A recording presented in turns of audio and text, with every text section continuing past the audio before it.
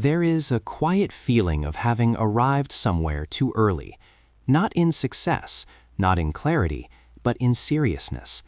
While others were still experimenting, something inside already felt responsible. The sense of play faded sooner. Curiosity became caution. Life started to feel heavy before it needed to, and that weight was carried silently, without anyone clearly noticing when it began. People who feel they matured too early often don't describe their past as dramatic. There may not have been a single defining event, no obvious rupture. Instead, there was a gradual shift, less room for mistakes, less tolerance for uncertainty, more awareness of consequences. The inner world aged faster than the outer one. Childhood ended not by force, but by necessity. In everyday life, this shows up subtly.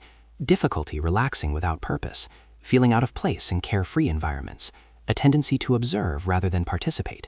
While others move freely, the mind stays alert, measuring, anticipating, managing. The sense of being ahead doesn't feel like advantage, it feels like distance.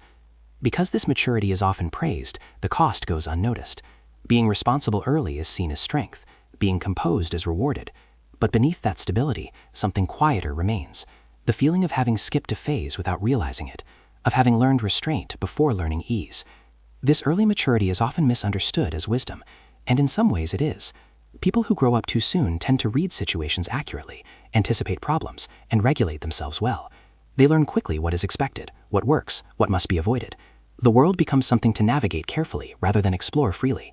From the outside, this looks like emotional intelligence. From the inside, it feels like constant self-monitoring. Psychologically, maturing early often develops as an adaptation. When stability feels uncertain, the mind accelerates. It learns to scan for risk, to manage emotions, to stay composed. Play becomes secondary. Spontaneity feels unsafe or impractical. The inner system prioritizes control over curiosity, not because curiosity disappears, but because it becomes too costly. Over time, this creates a specific internal posture. The person becomes reliable, grounded, and contained, but also slightly removed. Enjoyment is filtered through responsibility. Relaxation feels earned rather than natural. Even rest carries a sense of vigilance. The mind rarely fully switches off. This is why early maturity often carries a quiet contradiction. Strength develops early, but softness is delayed. Independence arrives sooner, but ease comes later. And while the person appears ahead in life, there is often an unspoken sense of having missed something that cannot easily be named. There is a moment when this early maturity begins to reveal its deeper impact. It often appears in adulthood, long after the adaptation has become normal. Situations that invite lightness, improvisation, or emotional exposure can feel strangely uncomfortable, not threatening, but unfamiliar. The body relaxes, yet the mind stays alert. Enjoyment happens, but with limits, as if something inside never learned how to fully let go. From a psychological perspective, maturing too early shapes the nervous system around responsibility rather than exploration. The brain becomes skilled at regulation, anticipation, and self-control, but less practiced at openness. Fun is approached cautiously. Risk is evaluated quickly. Emotional expression is filtered before it reaches the surface. This isn't repression in the dramatic sense, it's efficiency learned too soon. Behaviorally, this creates a subtle distance from peers. While others move through experiences with trial and error, the early matured person tends to observe first. Participation comes after assessment. Mistakes feel expensive. Vulnerability feels unnecessary. Over time, this builds competence, but it also builds separation. The person knows how to hold themselves together, but not always how to fall apart safely.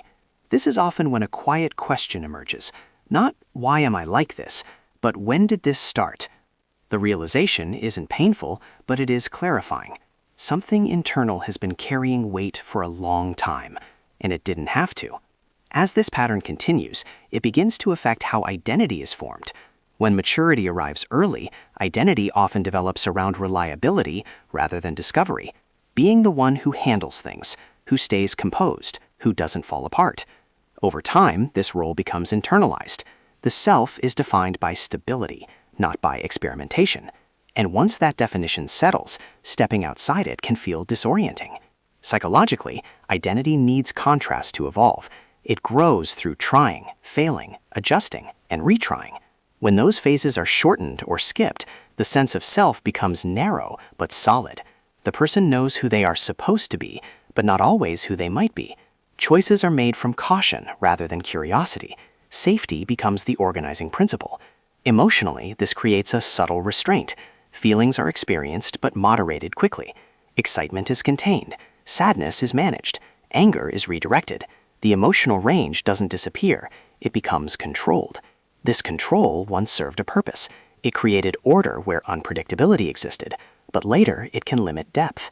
Emotions arrive, but rarely stay long enough to be fully felt. Nothing appears broken. Life functions. Relationships exist. Responsibilities are met.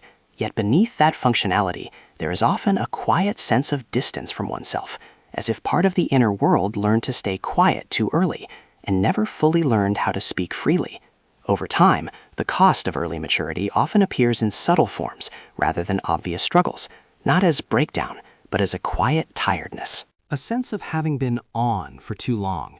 The person may feel capable, stable, even successful, yet strangely depleted by situations that seem easy for others.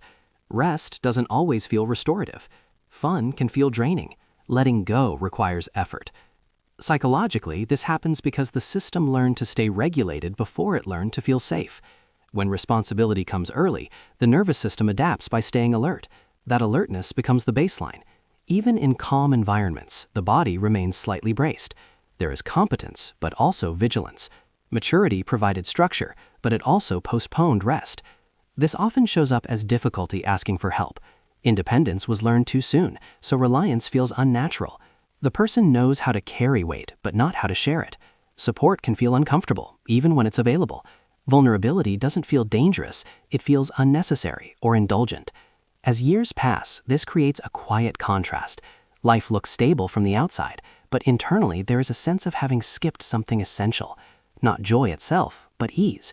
Not connection, but softness. The person didn't lose childhood. They outgrew it before it had time to finish its work. Perhaps the most important shift comes when early maturity is no longer seen only as strength, but also as timing. Growing up too soon doesn't mean something went wrong. It means something was required. Responsibility arrived before readiness, structure before ease, control before exploration. And while those adaptations created stability, they also shaped the way the inner world learned to move. Recognizing this doesn't undo the past, it reframes it. The seriousness wasn't a flaw, it was protection. The vigilance wasn't personality, it was necessity. When this becomes clear, a different relationship with oneself begins to form, one that includes compassion rather than self-critique. There is no sudden return to what was missed, but there is permission to soften, to explore without justification, to rest without earning it, to feel without immediately managing the feeling. Maturity no longer has to mean constant composure. It may be worth noticing when seriousness appears automatically, when lightness feels foreign, when responsibility speaks louder than desire. These moments aren't signs of being broken. They are reminders of how early the system learned to protect itself. Here, these patterns are observed calmly,